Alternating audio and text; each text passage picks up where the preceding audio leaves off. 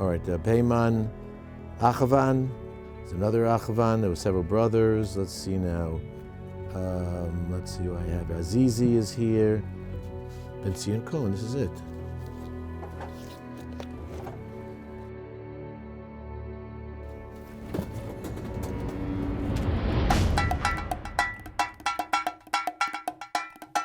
I was born and raised in Tehran, Iran.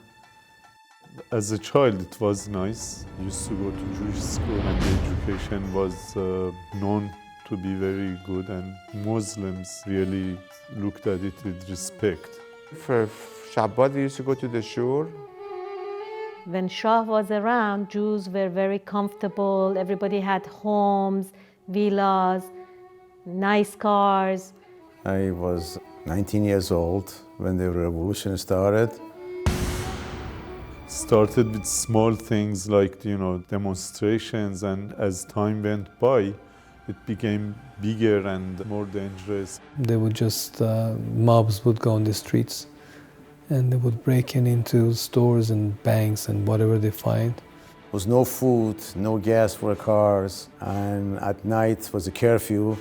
Really was not safe. And one day, one bullet came right from the window next to me. I was so scared. So I locked the door and I just go hide in the bathroom. The biggest worry was the uncertainty. Nobody wanted to be drafted in the army. Now, my father wrote to the Rebbe.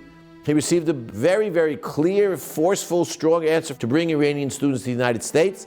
And the Rebbe concluded with a very broad and very rich and very strong blessing for success in all of his endeavors. The Rebbe took this project as his own personal project. I know for the fact that Rabbi Hecht was writing to him every day to mention to him about all the future plan and what happened and all these things. The Rebbe had a vision. He knew what was going on, and thank God he had the vision. I was one of the first kids, I was 10 years old, that my mom decided it was not safe for me to be there. When I left, I was 16 and a half.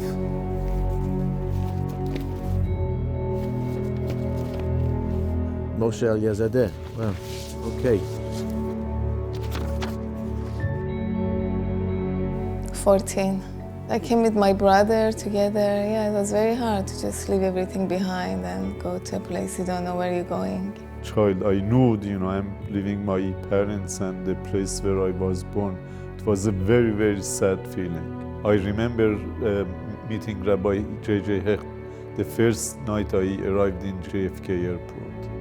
He contacted White House from the airport, and he explained the situation, that we were refugees, and they okayed it. That's why we made it for the New York Times headlines. We got visas and we came to Crown Heights. We were so happy that we left Iran.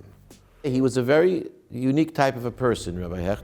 He had the unbelievable power and the unbelievable belief and the unbelievable faith to go ahead and do what he believed was the right thing to do. He built schools, he built dormitories, he arranged kitchens, the summer facility upstate in Monticello. At the same time, every week there were groups of students that arrived in the United States. At one point, our staff was about 200 people, paid staff. They had kids from age of 11 to 35, 40, all kinds. Everybody has different demands, and it was really big challenges. It was very tough. I know I had 3 meals in the morning, in lunch and dinner, and I was never hungry because there was always food. Oriental Jews, and especially Persian Jews, have a delicacy of rice on Pesach, and the Rebbe actually visited the children who were at the Seder. Then he walked into the kitchen, he opened up the pots. The reason was he was making sure that they had cooked rice for the children, which they had cooked the rice for them. We felt like at home. And I was in Camp Emuna, also had very good memories from Rabbi JJ Hecht. She was always on top of us to see if we need anything or everything is okay. I remember one time we had no heat. They put us up in a hotel. Everybody, like 2 people in each room, so we could take showers. They gave us transportation, they gave us housing, food, education. They provided us with everything. There were groups of would come and they would just rent out places and they would just put out beds like an army. All of this was on without cash in the bank because everybody gave him credit. So much so that eventually the organization reached a debt of about several $1 million specifically because of the Iranian project. They sent me to a family and they were very nice. They taking care of us so nicely like their own kids. Mrs. Bimal Green, she came, she met me. I didn't know who she was, but she was like, okay, you can come live with me if you want. And I was like in heaven. Mrs. Slater, she was like my sister. They accepted me, they actually adopted me. Over the years, they are the one that gave me away at my wedding, and they always been there for me and my family. You have to be kind to bring some stranger to your house. We asked Rabbi Hecht, we said, Rabbi Hecht, we would like you to be the Mesader Kiddushin, and he said, it's my privilege, and he was there. Well, he added to our simcha. I owe to Rabbi Hecht my beautiful wife, Eshet Chayil. I found it through this organization. As the shaliach of the Rebbe, he did a very, very good job, terrifically. The credit goes back to Rabbi Hecht, goes back to the Rebbe for thinking and masterminding the whole thing. A lot of people is saved because if you stay over there, you really lost. I think we were dangerous in spiritual and regular life. So he saved both.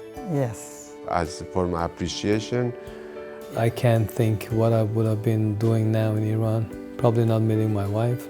I can't imagine what would have happened if I would have stayed in Iran. it's not good. You cannot stay Jewish over there. You did a fantastic job.